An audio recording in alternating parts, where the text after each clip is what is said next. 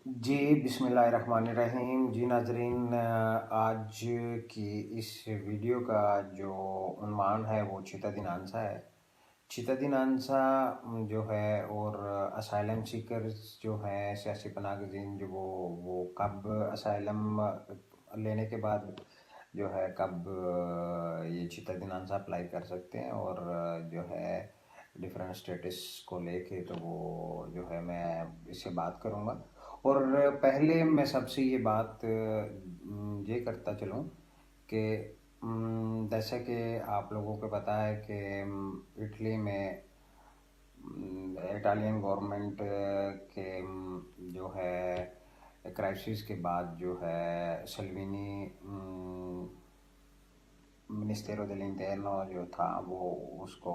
उनके ओहदे से हटाया गया। और उसके बाद कई लोगों से मैंने अफवाहें सुनी कि जनाब जो है इसको ख़त्म कर दिया गया है, 4 साल का टाइम तो ये ऐसे हो गया, 2 साल का हो गया, ऐसे वैसे।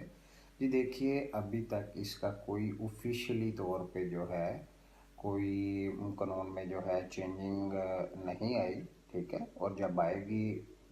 तो मैं आपके साथ ज़रूर इंशाल्लाह आपके साथ शेयर करूँगा और वो टाइम पे इसको आपके साथ शेयर करूँगा। और बात ये है, कुछ लोग मुझसे ज़्यादातर पूछते हैं कि वकील साहब बताइए कि जो है ये B1 और जो है ये जो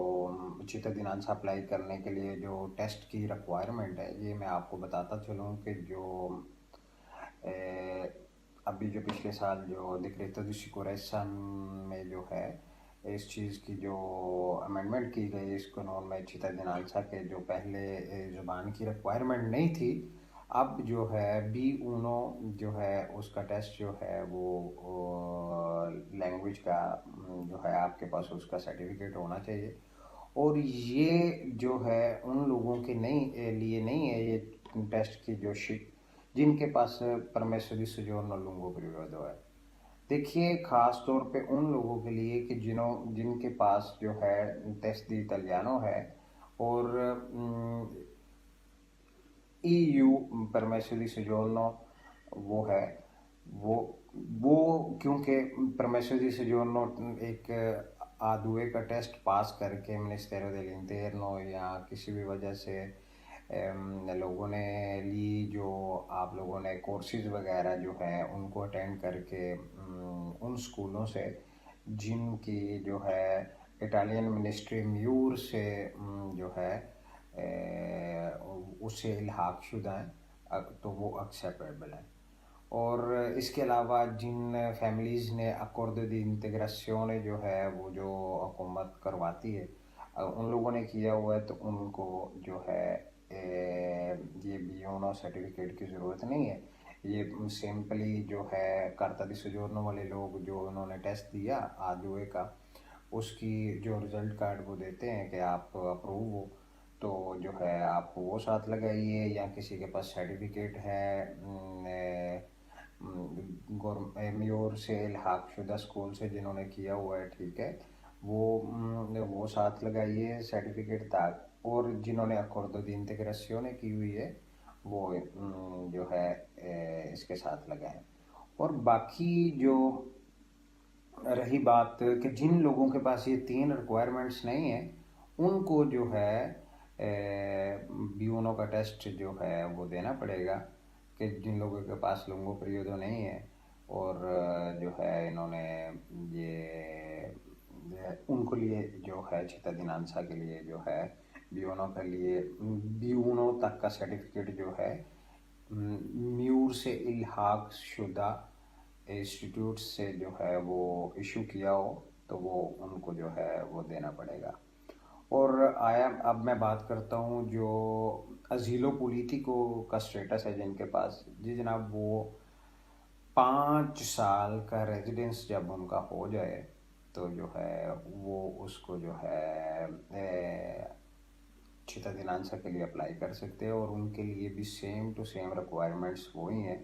जो एक नॉर्मल परमेसर di soggiorno वाले के पास है। उन के मतलब रेडी तो जो है उनके पास इनकम होनी चाहिए आखिरी 3 साल की, और उसके बाद जो है 5 साल का रेजिडेंस होना चाहिए, और बाकी जो है लैंग्वेज टेस्ट जो है वो भी जिस तरह मैंने आपको शुरू में बताया सेम टू सेम रूल्स जो हैं उनके ऊपर अप्लाई होंगे। और उसके बाद बात करता हूँ मैं सुसिडियारिया वालों के बारे में। सुसिडियारिया वाले जो हैं वो 10 साल के रेजिडेंसी के बाद जो है वो अप्लाई कर सकते हैं, और इनके लिए भी सेम टू सेम रिक्वायरमेंट्स जो हैं कॉन्ट्रैक्ट, रेजिडेंस और जो है लैंग्वेज टेस्ट जो है जिस तरह मैंने वीडियो के शुरू में बताया वो सेम टू सेम उनके ऊपर भी अप्लाई होगी। और ये वीडियो जो है आप अपने दोस्त अहबाबों के साथ जो है शेयर कीजिए ताकि लोगों के दरमियान जो गलत फहमी पाई जाती है। और एक और बात सॉरी मैं भूल गया, वो जो इम्पोर्टेंट बात है कि रेजिडेंसा जो है वो कंटिन्यू होना चाहिए, ठीक है। उससे अगर एक जगह से दूसरी जगह ट्रांसफ़र हुआ है तो वो उसमें कोई खलल नहीं है, उसमें किसी किस्म का कोई हर्ज नहीं है। लेकिन अगर एक दिन भी कट गया तो वो जो है पिछला टाइम बिल्कुल जो है वो काउंट नहीं होगा। और कुछ लोगों के दरमियान ये वहम पाया जाता है कि जी जनाब हम लोग तो एक ही शहर में उसी शहर में काम करते थे, तो जो है हम लोग बुझते पागे दिखा के और खुद दिखा के तो हम लोग जो है इस चीज़ को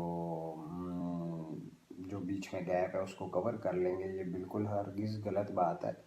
क्योंकि जो है जिस तरह एक परमेसो दी सोजोर्नो का तल्लक रेजिडेंसे के साथ नहीं है और इस तरह रेजिडेंसे का तल्लक काम के साथ नहीं है, ये तीनों डिफरेंट चीज़ें हैं। इसकी मिसाल मैं ये देता हूँ कि अगर आपकी परमेसो दी सोजोर्नो ख़त्म हो चुकी है और आपके पास 1 साल की परमेसो दी सोजोर्नो है, तो आप जो है रेजिडेंस आपको जो है उन्होंने 10 साल का दिया हुआ है। किसी भी वजह से आपके साथ परमेसो दी सोजोर्नो आपसे आपकी खुदा ना खास्ता अगर कैंसिल हो जाती है तो आपके पास अगर 8 साल का रेजिडेंस जो है वो कार्ता दी इडेंटिटी जो है आपका मौजूद है, तो वो इसका हरगिज़ मतलब नहीं है कि आप जो है इटली में लीगल हो। आप क्योंकि जो मेन रूट हैं वो परमेसो दी सोजोर्नो है, अगर वो नहीं है तो उसका जो है चाहे आपका वैलिडिटी उसकी रेजिडेंसी की होगी तो, लेकिन वो जो है इस चीज़ को जो है उसको एक्सेप्ट नहीं करेंगे। और सेम टू सेम यही बात है कि अगर आप मिलानो में काम करते हैं तो आप जो है आपका रेजिडेंसा जो है बोलोनिया का है, तो इसका हरगिज़ मतलब नहीं है कि आप मिलानो में काम कर रहे हैं तो आपका रेजिडेंसा दोनों जगह पे चल रहा है। इसका जो है जब रेजिडेंसा कट गया तो वो कट गया, उससे काम का कोई तल्लक नहीं है, ठीक है।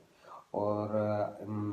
बात को जो है मैं कंटिन्यू करूँगा कि इस वीडियो को अपने दोस्त अहबाबों के साथ शेयर कीजिए ताकि